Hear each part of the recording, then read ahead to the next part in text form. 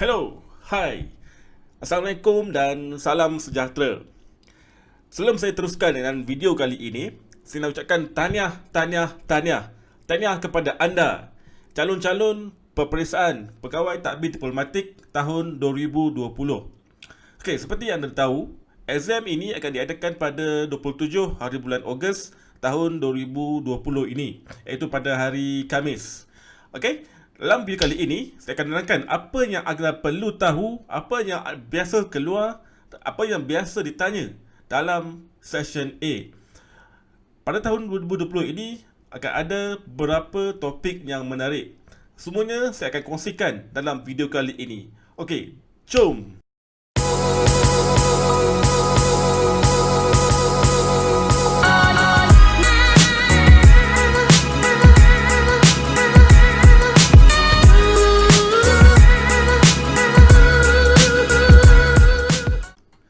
Ya, okey. Sebelum saya teruskan mengenai apa yang anda perlu tahu mengenai Section A ini, saya nak terangkan sedikit mengenai peperiksaan pegawai takbir diplomatik ini. Mungkin bagi sesetengah anda yang sudah beberapa kali menduduki peperiksaan PTD ini, anda anggap exam PTD ini susah. Okey? Dan bagi anda yang baru kali pertama dipanggil ke exam PTD ini, jangan serabutkan fikiran anda dengan terlalu banyak perkara yang anda perlu baca. Ya, betul, memang exam PTD ini merupakan antara exam yang mencabar. Okey, kerana terutama bagi session A ini. Okey, kerana bagi kalau anda dapat exam, contohnya untuk pegawai teknologi maklumat. Okey, untuk session A dia hanya katanya mengenai dunia IT sahaja. Okey, kalau anda dapat session A untuk exam accountant contohnya, dia session A akan lebih melibatkan soalan berkaitan account. Okey, tapi untuk pegawai takbir diplomatik ini, untuk session A sahaja, skop dia amatlah luas. Okey, kerana jawatan ini adalah umum. Umum maksudnya dia boleh melibatkan ke semua kementerian, semua jabatan yang ada di dalam kerajaan. Okey, tapi anda jangan terlalu memikirkan apa ataupun berapa banyak yang anda perlu study. Okey, di sinilah tugas saya di sini adalah untuk membantu anda untuk faham, untuk jelas ke semua section yang ditanya dalam exam. Okey. Untuk pengetahuan anda, okey. Selain untuk exam PTD, dia akan ada 3 section. Right? Exam akan bermula yang diadakan pada 27 Ogos tahun 2020, iaitu hari Khamis, bermula jam 10 pagi hingga 12.25 tengah hari. Dia akan ada 3 section. Okay, iaitu section A, pengetahuan am, di mana anda beri masa selama 40 minit untuk jawab 50 soalan.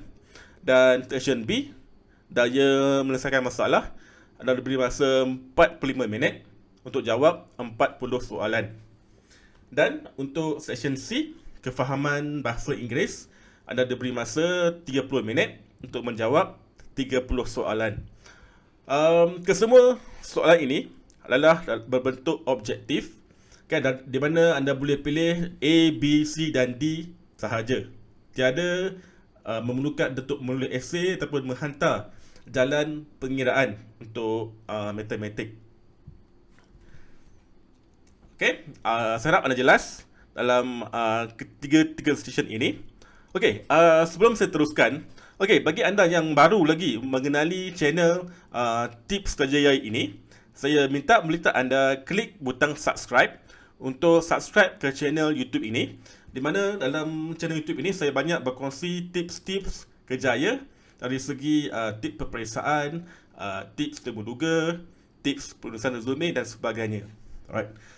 Okey, untuk anda, okey, dalam siri penerangan mengenai exam PTD tahun 2020 ini, saya akan pecahkan video saya kepada beberapa siri. Okey, dalam siri yang pertama ini, saya akan menyentuh hanya mengenai section A. Sebab sekarang saya sentuh ketiga-tiga section dalam satu video, dia akan menjadi terlalu panjang dan mungkin anda rasa boring dan anda skip saja dan anda tak dapat tengok info-info penting yang akan saya terangkan dalam kesemua section ini. Okey, saya teruskan ya. Okey, mengenai section A. Okey, dalam section A ini iaitu pengetahuan am. Bila sebut tentang pengetahuan am, dia memang am. Okey, untuk PTD sebab dia adalah jawatan umum, memang soalan-soalan yang ada dalam section A ini memang umum. Maksudnya dia boleh ditanya dalam pelbagai bidang, dalam pelbagai jawatan, dalam pelbagai kementerian dan juga pelbagai jabatan. Okey, anda kena lihat sini. Dia boleh daripada perusahaan sumber manusia, pentadbiran, pembangunan wilayah, pengenai ekonomi, kewangan, hal hubungan antarabangsa, teknologi maklumat, komunikasi, security atau keselamatan dan pertahanan dan sebagainya, juga isu-isu semasa. Okey, dalam kali seterusnya saya akan beri anda 15, 15 topik yang hot, yang berkaitan hot yang biasa ditanya dalam session A ini. Di mana dalam kesemua 15 topik ini adalah topik secara umum yang tidak menyentuh kepada beberapa isu politik dan juga isu-isu sensitif mengenai beberapa jabatan kementerian. Okey, poin yang pertama iaitu konsep pengasingan kuasa.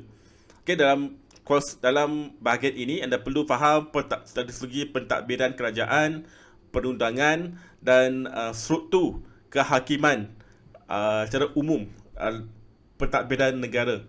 Okey, kemudian untuk poin yang kedua, anda perlu faham perlembagaan Malaysia dari segi definisi, jenis-jenis, apa peruntukan yang penting yang berada di dalam perlembagaan persekutuan dari segi kebebasan asasi, warga negara dan sistem pemerintahan. Okey.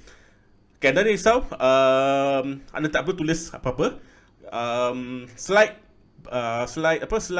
video ini saya akan letak di ruangan description, mana nanti anda boleh download dan print dan anda boleh kaji dan cari semua topik-topik penting dan penonton penting yang saya berikan ini. Okey.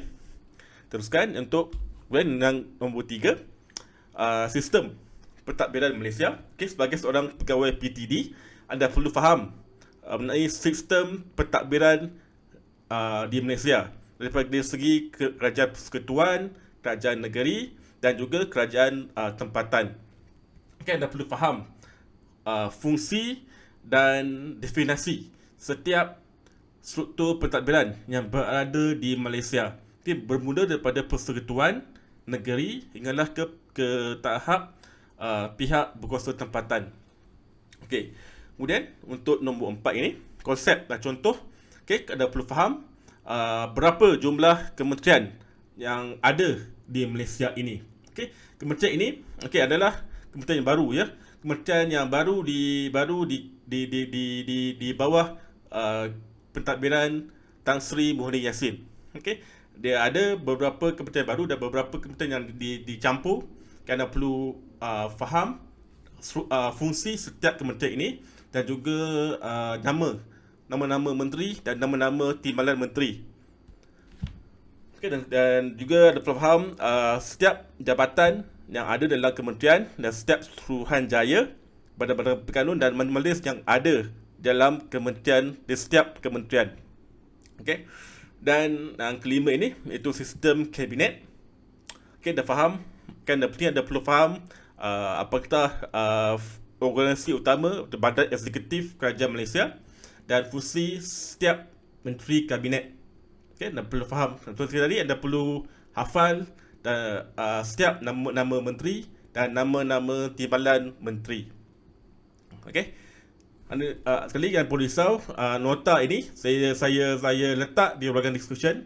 Anda boleh terus download nanti. Okey. Dan nombor 6, undang-undang di Malaysia. 7, badan perundangan, mungkin seperti parlimen, Dewan Negeri, berapa jumlah kerusi yang berada di dalam Dewan Negeri dan berapa jumlah kerusi yang berada di dalam Dewan Rakyat dan Dewan Negara.